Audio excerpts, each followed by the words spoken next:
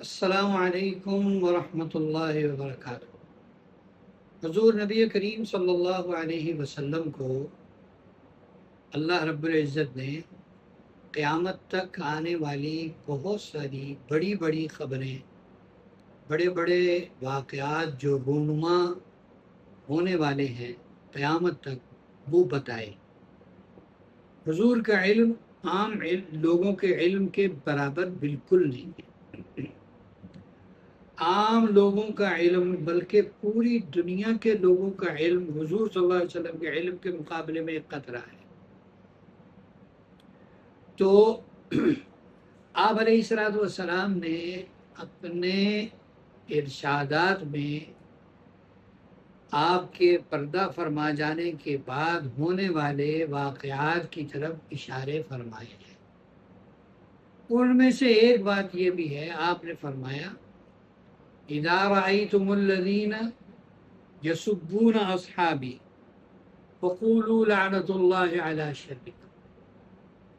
آپ کو پتہ لگ گیا ہوگا، اللہ نے بتایا ہوگا کہ آپ کے دنیا سے پردہ فرما جانے کے بعد ایک ایسی بدنظر قوم آئے گی، ایسی بدبخت اور بدنصیب ہوگی، اور خدا کی ان پر ایسی مار ہوگی کہ وہ آپ کے صحابہ کو برا کہے گی۔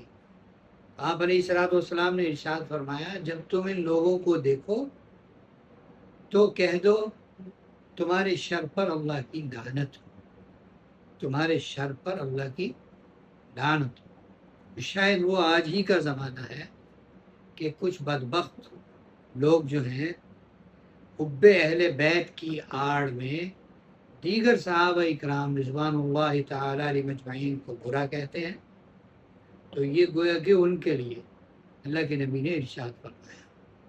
تو لڑنے بھڑنے کی کیا ضرورت ہے؟